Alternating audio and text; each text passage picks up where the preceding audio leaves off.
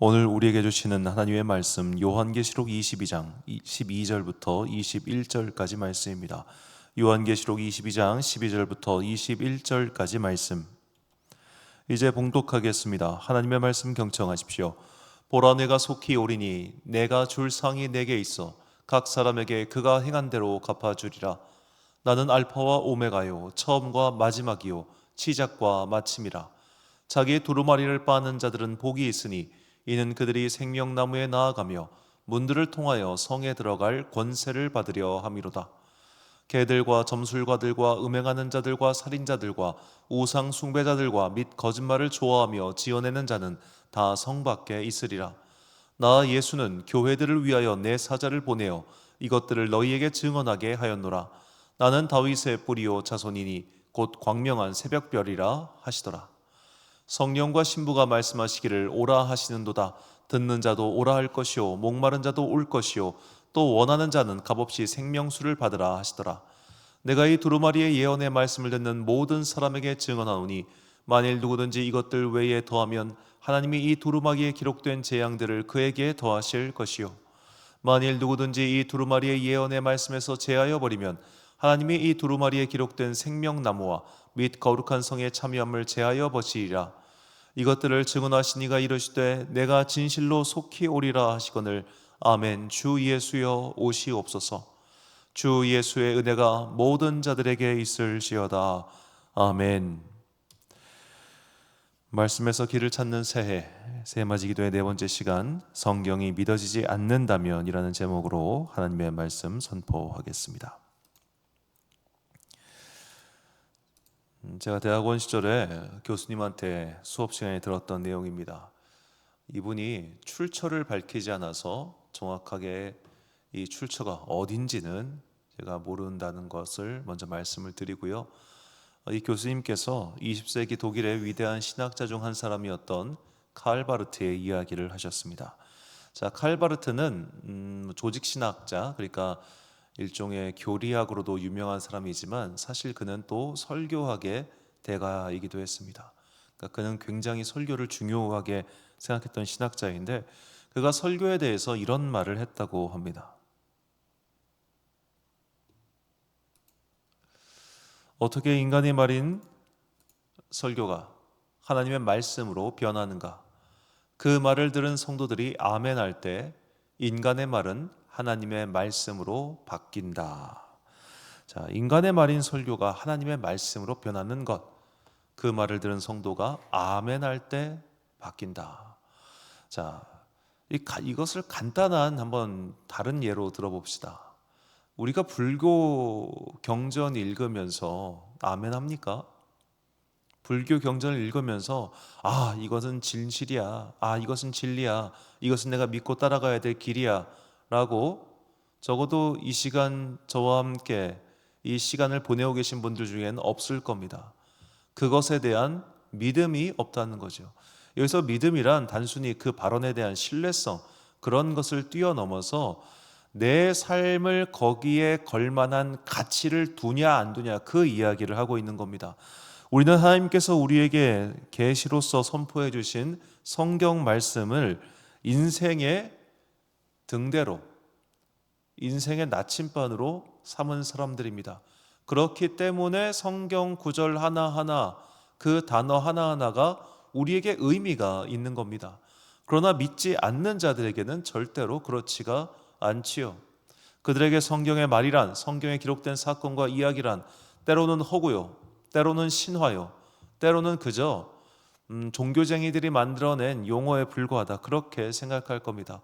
그래서 우리가 성경을 믿지 않는 자들과 토론을 할 때 성경을 근거로 해서 자신의 논리를 전개하는 순간 그들에게는 아무런 설득력이 먹히지 않는 거예요. 왜냐? 그래, 그건 너의 믿음이고 나는 그거 안 믿어. 이래버리는 순간 서로의 어떻게 보면 논거 자체가 다른 거죠. 논거. 서로의 논거가 그래도 합의가 돼야 토론이란 게 가능할 텐데 성경을 믿지 않는 자들에게는 성경 자체가 논거가 될 수 없기 때문에 그들과의 대화가 불가능한 겁니다. 그래서 우리가 이제 수많은 기독교 변증가들의 글을 보면 기독교 변증가들은 결국 누구에게 변증하는가? 저 이단과 사이비와 싸우려고 하는 게 아니에요. 함께 믿는 믿음의 공동체를 지키기 위해서 그들과 논박할 뿐이에요. 너 성경 믿지? 나도 성경 믿어. 그런데 너와 내가 같이 믿는 성경에 이렇게 나와 있어. 그러니까 저들의 말은 틀린 거야. 이런 식이라는 겁니다. 성경을 믿지 않으면, 성경이 믿어지지 않으면 모든 것들이 무의미합니다. 설교도 예배도 심지어 믿음을 따라 산다고 하는 모든 행위도 다 무의미합니다. 왜냐? 그 사람은 하나님을 믿기 때문에 그 일을 하는 게 아니라 그저 자기의 신념 체계에 따라서 그런 일을 행하고 있기 때문이죠. 예를 들어 국경 없는 의사회 같은 큰 NGO 단체에서 정말로 귀한 봉사를 하시는 분들이 전부 다 그리스도인이겠습니까? 어쩌면 그들 중에는 비그리스도인들이 훨씬 많을 겁니다. 그거 어차피 프랑스에 본부 두고 있는 시민단체잖아요. 자, 그들이 그렇게 훌륭한 일을 하는 것은 부인할 수 없는 사실입니다. 그런데 그들은 믿지 않는 자들입니다. 믿지 않는 자들도 빛의 자녀들보다 지혜롭게 선하게 살 수 있습니다. 자, 그들의 그 선함의 행위의 출발이 어디서였습니까? 자기 마음입니다. 그리스도인들도 똑같을 수 있다는 거예요. 내가 믿지 않아요. 믿지 않아도 교회 다닐 수 있고, 믿지 않아도 예배 드릴 수 있고, 믿지 않아도 외견상 그리스도인인 척 살 수 있어요. 왜냐? 내 마음이 그걸 원하니까. 그런데 우리는 내 마음과 내 생각이 그것을 원하기 때문에 그런 행동을 하는 자들이 아니라 바로 우리가 믿고 있는 성경이 그렇게 기록되어 있기 때문에 그것을 아멘하고 받아들이는 사람입니다. 즉 하나님의 말씀을, 이 기록되어 있는 성경의 글들을 내가 아멘으로, 믿음으로, 이것은 하나님께서 우리를 위하여 주신 글이야. 4,000년 전 사람, 2,000년 전 사람, 그 사람들에게만 주신 것이 아니라 오늘 나에게도 동일하게 말씀하시는 하나님의 계시야 라고 믿음으로써 받아들일 때 비로소 이 성경의 이야기들, 이 문자들, 이 글귀들이 오늘 나에게 주시는 하나님의 계시가 된다는 겁니다. 믿음이 그래서 중요합니다. 우리들 사이, 그러니까 믿음의 사람들 사이에서 가볍게 하는 농담 같은, 그러나 굉장히 뼈 있는 말이 있죠. 믿음은 결국 태맨이다. 창세기 1장 1절, 태초에 하나님이 천지를 창조하시니라. 그리고 성경의 마지막 장 마지막 절, 요한계시록 22장 21절, 주 예수의 은혜가 모든 자들에게 있을지어다. 아멘. 그래서 태초와 아멘의 맨해서 태맨이다. 이게 성경의 알파와 오메가이며 동시에 우리 믿음의 알파와 오메가라는 겁니다. 태초에 하나님께서 천지를 창조하셨습니다. 그것을 아멘하고 받아들이는 게 믿음의 출발, 알파입니다. 태초에 천지를 창조하신 하나님께서 이 세상 끝날까지 우리와 함께 하시며 우리를 선한 길로 인도하시며 우리에게 은혜를 베푸시며 우리를 사랑하신다는 것을 아멘하는 것, 그것이 오메가입니다. 알파와 오메가가 이 안에 다 담겨 있습니다. 이것을 내가 믿느냐, 믿지 않느냐, 이게 성도의 갈림길이며 우리의 갈림길이죠. 오늘 본문은 믿음으로, 아멘으로 모든 계시를 갈무리하는 장면이 나옵니다. 본문 20절과 21절 말씀, 이것들을 증언하시니가 이르시되 내가 진실로 속히 오리라 하시거늘 아멘. 주 예수여 오시옵소서. 주 예수의 은혜가 모든 자들에게 있을지어다. 아멘. 아멘. 내가 진실로 속히 오리라. 아멘. 자, 만약에 이 아멘이 없었다면 요한계시록에 나왔던 그 수많은 예언들과 미래에 대한 환상들, 그런 이야기를 해도 그것은 아무런 의미가 없는 그런 상상 속의 나래와 똑같았겠죠. 우리가 힌두교 경전을 봐도 이 세상 종말에 대한 많은 이야기가 나옵니다. 불교 경전을 봐도 이 세상이 종말이 오면은 이제 거기도 종말이 있어요. 몇몇 나유타였던가 하여튼 기간이 지나고 나면 미륵이 오신단 말이에요. 어려운 때에.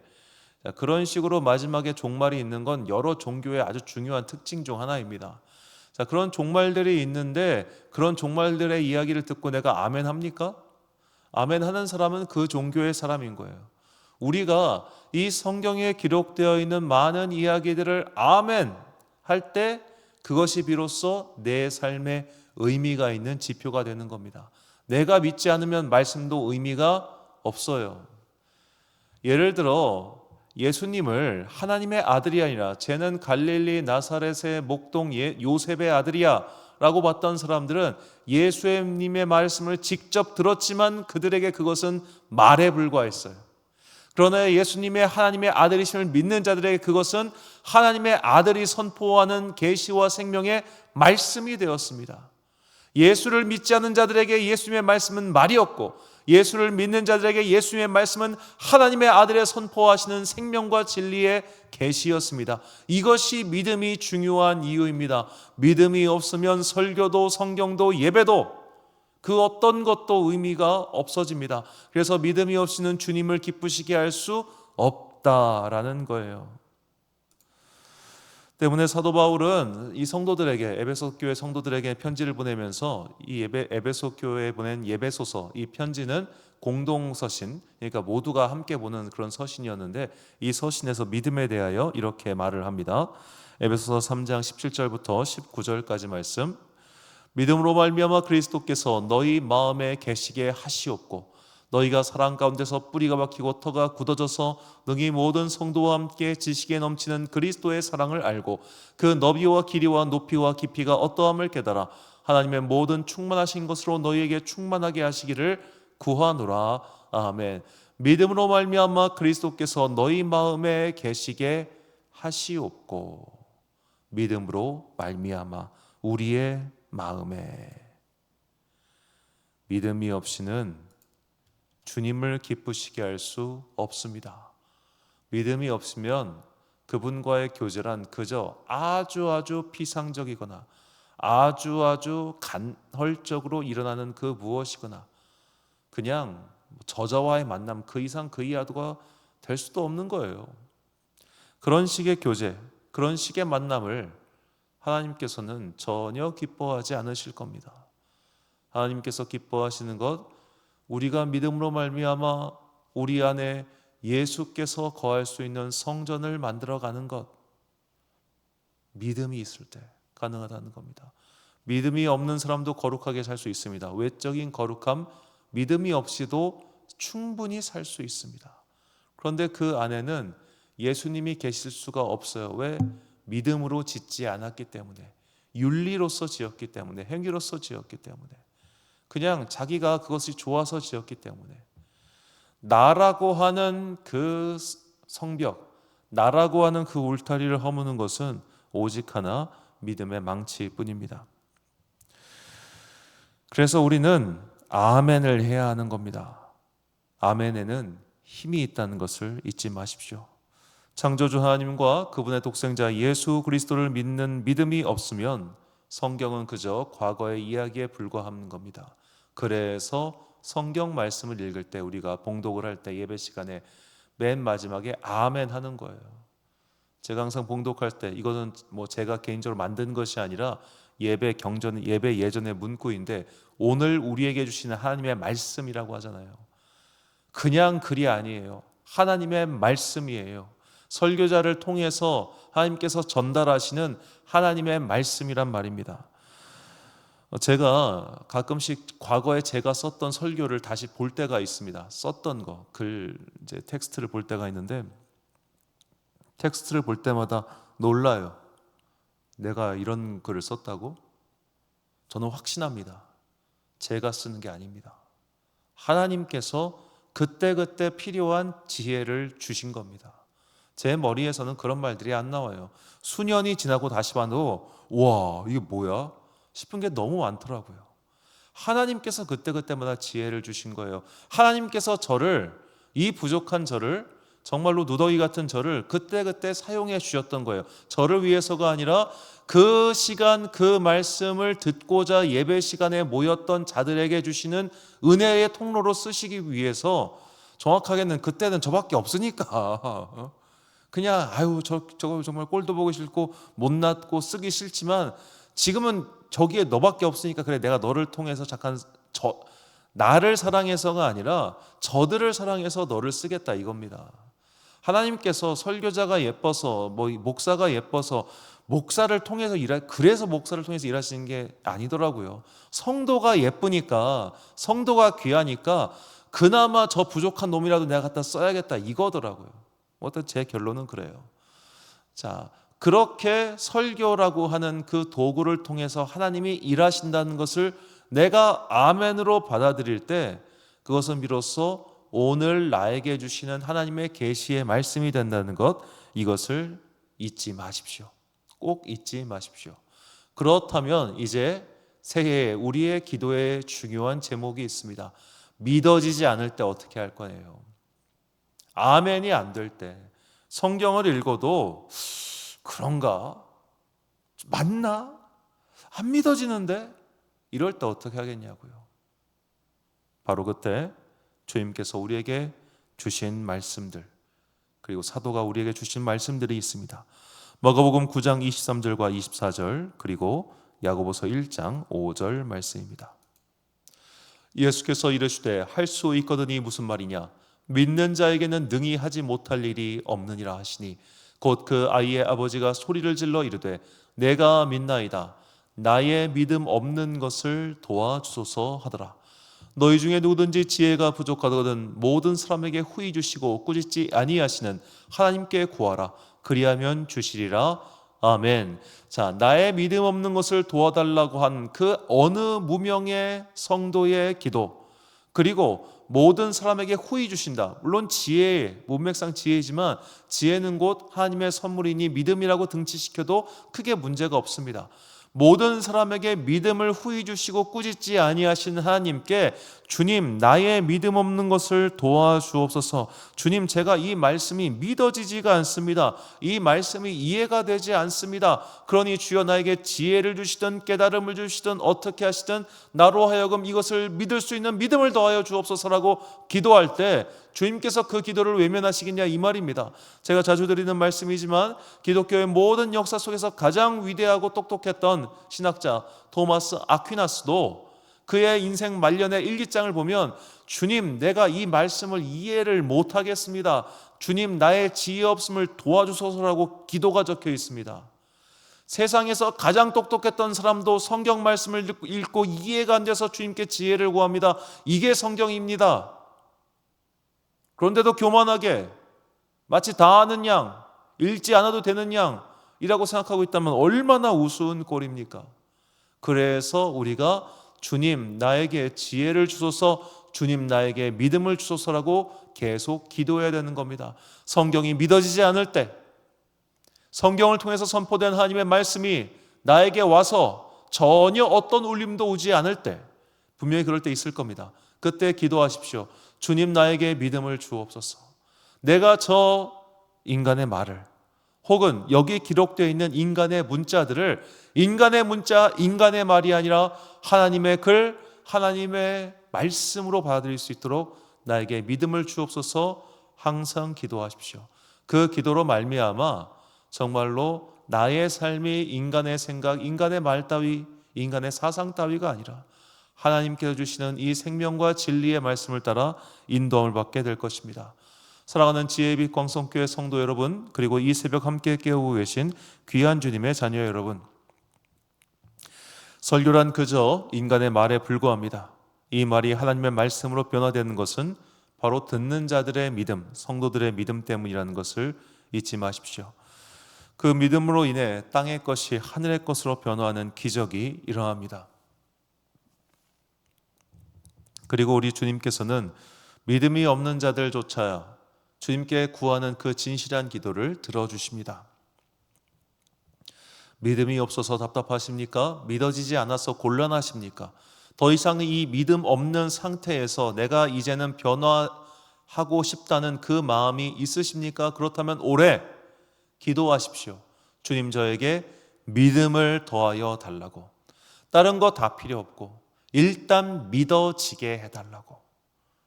우리가 사실 우리말로는 좋은 표현이 아닌데 설교나 성경에 보면 피동형 문장이 많아요.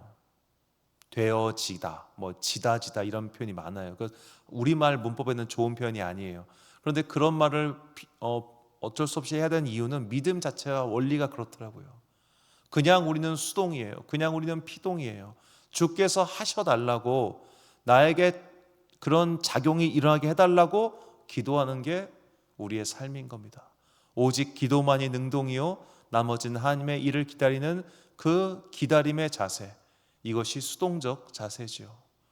우리는 그렇게 자생적 구원, 어떻게 보면 뭐라고 해야 될까요? 자력 구원, 그래요. 자력 구원이 아니라 타력 구원, 하나님께서 구원해 주시는 그 구원을 기다리는 사람들입니다. 그러니 당연히 믿음을 달라고 기도해야죠. 내가 믿을 수 있는 게 아니에요. 믿어지게 해 주시는 겁니다. 올 한 해 동안 이 믿음을 간절히 구하시고, 그리하여 일상 속에서 나에게 말씀하시는 그 하나님의 계시를 깨달아 하루하루 날마다 주님과 동행하는 기쁨을 누리시는 그런 여러분과 제가 되시기를 주의 이름으로 축원합니다. 기도하겠습니다. 사랑과 은혜가 풍성하신 아버지 하나님, 2025년을 이제 시작합니다. 주님께서 이 믿음으로 가는 길 위에 함께해 주시고 날마다 주님께 간구하오니 사람의 말과 인간의 글을 통해서 우리에게 성경을 주셨으니 그 성경을 온전히 바로 그리고 완전하게 믿을 수 있는 믿음을 더하여 주옵소서. 한 해 동안 더욱더 우리는 말씀을 가르치고 말씀을 읽고 말씀을 들을 것입니다. 그 듣는 것들이 오늘 나의 삶을 인도하는 진리의 등대가 되게 하여 주옵소서. 오늘 금요일 저녁 또 새해 첫 번째 금요 저녁 기도회를 드리오니 주님께서 우리의 기도와 간구를 들으시고 우리에게 새로운 역사를 일으켜 주옵소서. 오늘 하루도 참 좋으신 우리 주님의 은총과 평강이 오늘부터 올해의 마지막 날까지 우리와 계속 함께 하시기를 간절히 소망하오며 이 모든 말씀 우리 구주 예수 그리스도의 이름으로 기도드립니다. 아멘. 오늘의 기도 제목입니다. 나는 성경에 기록된 하나님의 말씀을 믿고 있습니까? 아직 말씀에 대한 믿음이 부족하다면 후히 주시고 꾸짖지 않으시는 주님께 말씀을 믿는 믿음을 달라고 기도하십시오. 그것이 믿음의 알파요 오메가입니다. 오늘 주신 기도의 제목 가지고 기도와 묵상에 힘쓰는 하루 되시길 바랍니다. 기도하겠습니다.